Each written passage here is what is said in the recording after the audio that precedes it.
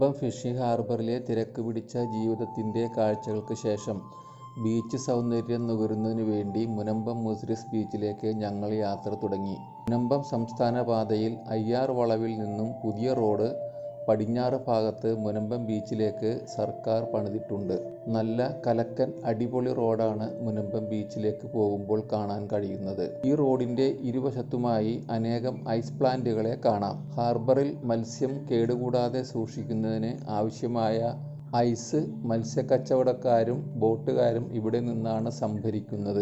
Block ആയി പ്ലാന്റിൽ നിന്നും ഉൽപ്പാദിപ്പിക്കുന്ന ഐസിനെ കുടിച്ചു കൊടുക്കുന്നതിന് ഇപ്പോൾ എല്ലാ പ്ലാന്റിലും മോട്ടോർ ഘടിപ്പിച്ച ഐസ് ക്രഷറുകൾ സ്ഥാപിച്ചിട്ടുണ്ട്. മുനമ്പം ഹാർബറിൽ നിന്നും മുനമ്പം ബീച്ചിലേക്കുള്ള റോഡാണ് ഇപ്പോൾ കണ്ടുകൊണ്ടിരിക്കുന്നത്. ഉച്ചകഴിഞ്ഞ ഉടനെയാണ് ഹാർബറിൽ നിന്നും ഞങ്ങൾ പുറപ്പെട്ടത്. ബീച്ചിൽ ചുറ്റിയടിച്ച് സന്ധ്യയാക്കിയെടുത്ത് മുനമ്പം പുലിമുട്ടിൽ നിന്നുള്ള സൂര്യാസ്തമയം കണ്ടിട്ട് വേണം മടങ്ങുവാൻ. നേരത്തെ ഇതൊരു നടവഴി മാത്രമായിരുന്നു. ബീച്ചിൻ്റെയും ഹാർബറിൻ്റെയും വികസനത്തിനു വേണ്ടിയാണ് പുതിയ റോഡ് നിർമ്മിച്ചിട്ടുള്ളത്.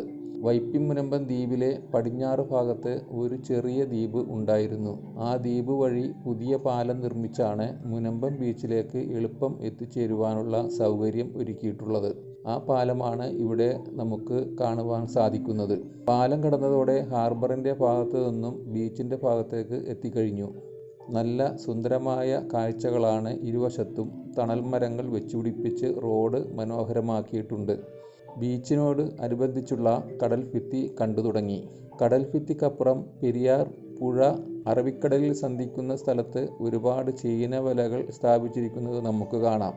അറബിക്കടലിൽ നിന്നും പെരിയാറിലേക്ക് കയറി വരുന്ന ഭാഗമായതിനാൽ വലിയ തോതിൽ മത്സ്യം ലഭിക്കും എന്നുള്ളത് കൊണ്ടാണ് ചീനവലകളുടെ ഇത്രയധികം ബാഹുല്യം കാണുന്നത്. ഏകദേശം 25ഓളം ചീനവലകൾ കാണാം. സാധാരണയായി ചീനവല വലിക്കുന്നതിന് 3 മുതൽ 4 പേർ വരെ വലയുടെ വലിപ്പമനുസരിച്ച് വേണം. എന്നാൽ മറ്റു പ്രദേശങ്ങളിൽ നിന്നും വിഭിന്നമായി ഇവിടെ ചീനവലകളെല്ലാം പ്രവർത്തിക്കുന്നത് യന്ത്രസഹായത്താലാണ് എന്ന ഒരു പ്രത്യേകതയുണ്ട്. പഴയ ബൈക്കിൻ്റെ എഞ്ചിനും ഗിയറും ഉപയോഗിച്ചാണ് ചീനവലകളെ ഓപ്പറേറ്റ് ചെയ്യിക്കുന്നത്. ബൈക്കുകളുടെ പിൻ ടയറുകൾ അഴിച്ചുമാറ്റി അവിടത്തെ പൽചക്രവുമായി വീഞ്ച് മുഖേന റോപ്പ് ചുറ്റിയാണ് അനായാസം ഈ രീതി നടപ്പിലാക്കിയിട്ടുള്ളത്.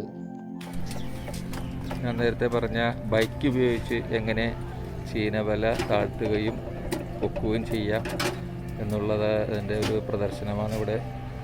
ഇതാണ് ബൈക്കിൻ്റെ ചില ഭാഗങ്ങൾ ഉപയോഗിച്ചുകൊണ്ട് ബൈക്കിൻ്റെ പൽചക്രം ത്തിനോട് ബാക്കിലെ വീലിനോട് ബന്ധിച്ചുകൊണ്ട് റോപ്പ് ബന്ധിച്ചിരിക്കുകയാണ്. അപ്പോൾ ഇത് സ്റ്റാർട്ട് ചെയ്യുമ്പോൾ റോപ്പ് ചുറ്റി ആ വീഞ്ചിമേ ചുറ്റി വല ഉയരുകയും അതുപോലെ വല താഴുകയും ചെയ്യും. വളരെ എളുപ്പത്തിൽ ഒരാളുണ്ടെങ്കിൽ പോലും നമുക്ക് ചീനവല വളരെ ഈസിയായി വലിക്കാനും പൊക്കാനും ഉപയോഗിക്കാനും പറ്റും. തൊഴിലാളികളുടെ എണ്ണം കുറച്ചുകൊണ്ട് യന്ത്രസഹായത്തോടെ ചീനവലകളെ മോഡേണൈസ് ചെയ്ത് എന്നതാണ് ഇവിടുത്തെ പ്രത്യേകത. ഈ രീതി മറ്റു പ്രദേശത്തുള്ള തൊഴിലാളികൾ ഈ സാങ്കേതിക വിദ്യ കണ്ടുപഠിക്കേണ്ടത് തന്നെയാണ്. ചീനവലകൾ ഒന്നിനു പിറകെ മറ്റൊന്നായി പൊങ്ങുകയും താഴുകയും ചെയ്യുന്ന കാഴ്ച ഇവിടത്തെ സ്ഥിരം കാഴ്ചയാണ്.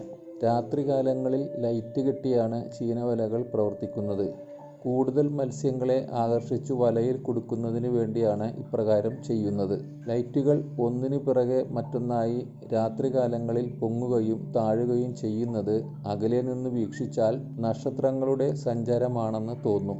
ചീനവല കാഴ്ചകൾക്ക് ശേഷം ഞങ്ങൾ മുനമ്പം മുസിരിസ് ബീച്ചിൻ്റെ കവാടത്തിലെത്തി. മുനമ്പം മുസിരിസ് ബീച്ചിൻ്റെ മുമ്പിലാണ് നമ്മൾ എത്തിയിരിക്കുന്നത്.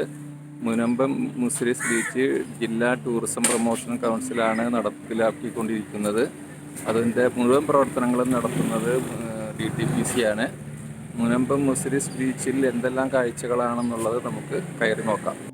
കാറിന് 20 രൂപയും ബൈക്കിന് 5 രൂപയുമാണ് പാർക്കിംഗ് ഫീസ് പിരിക്കുന്നത്. ബീച്ചിലെത്തുന്ന സഞ്ചാരികൾ പാലിക്കേണ്ട കോവിഡ് മാനദണ്ഡങ്ങൾ ഇവിടെ പ്രദർശിപ്പിച്ചിട്ടുണ്ട്. സാനിറ്റൈസർ ഉപയോഗിക്കണം, മാസ്ക് ഉപയോഗിക്കണം, സാമൂഹ്യ അകലം പാലിക്കണം എന്നിങ്ങനെ എല്ലാ പ്രോട്ടോക്കോളും ടൂറിസ്റ്റുകൾ പാലിക്കുന്നുണ്ടെന്ന് DTPC അധികാരികൾ പ്രത്യേകം ശ്രദ്ധിക്കുന്നുണ്ട്.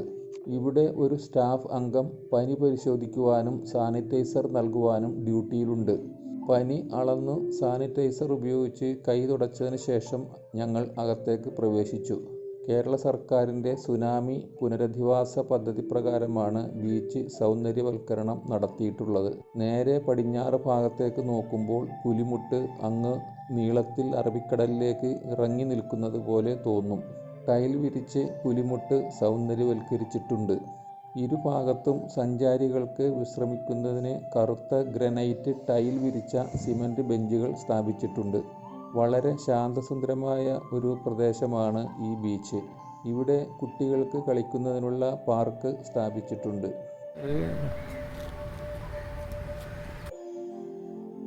അതിന് സമീപത്തായി കുട്ടികൾ ഫുട്ബോൾ കളിക്കുന്നത് കണ്ടു.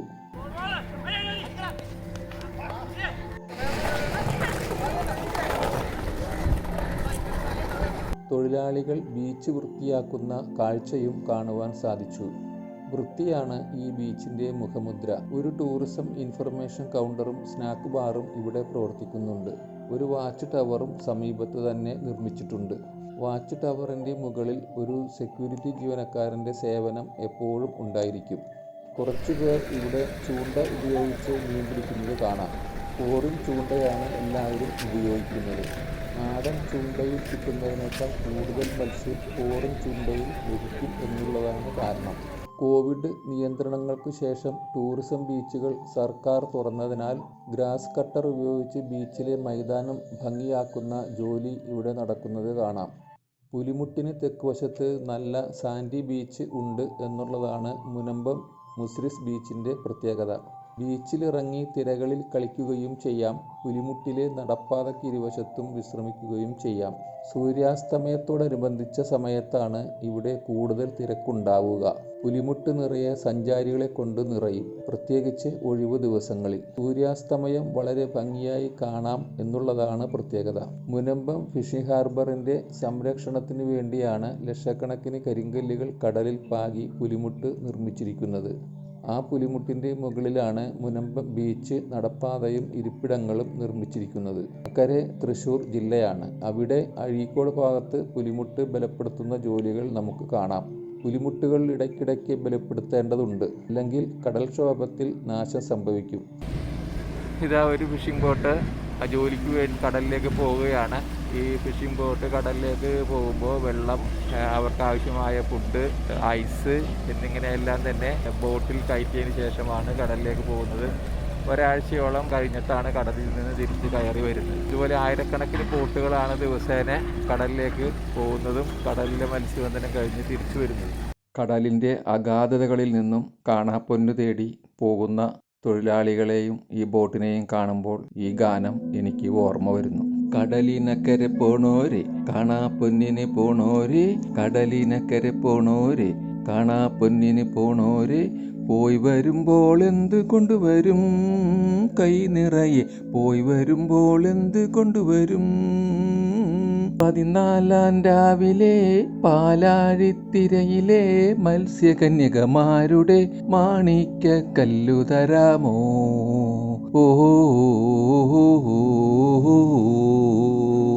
ബോട്ടിങ്ങിന് പോണ കാണുമ്പോൾ നമുക്ക് മനസ്സിൽ ഈ ഗാനം ഇങ്ങനെ അങ്ങോട്ട് പതുക്കെ മൂളി വരികയാണ്.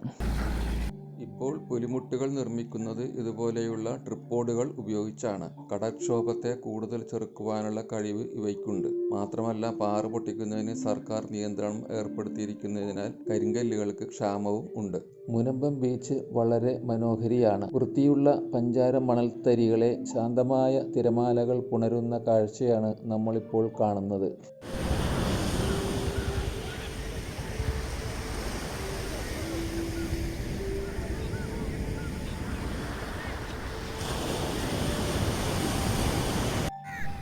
നക്ര F20 എന്ന് പറയുന്ന ഒരു കട്ടമരം ഇതുപയോഗിച്ച് കടലിലേക്ക് സവാരി പോകാനും കഴിയും. സഞ്ചാരികൾക്ക് ഇത് വാടകയ്ക്ക് എടുത്തിട്ട് കടലിലേക്ക് പോകാൻ സാധിക്കും.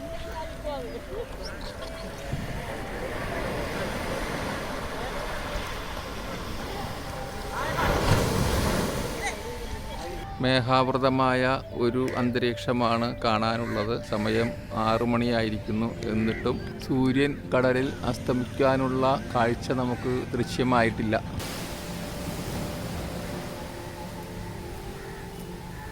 ഏകദേശം 6:30 മണിയോടുകൂടി അസ്തമയത്തോടനുബന്ധിച്ച് ആകാശത്ത് മഞ്ഞയും ചുവപ്പും ചേർന്ന നിറങ്ങൾ വന്നു തുടങ്ങി. വളരെ മനോഹരമായ ഒരു കാഴ്ചയായി അസ്തമനം മാറി.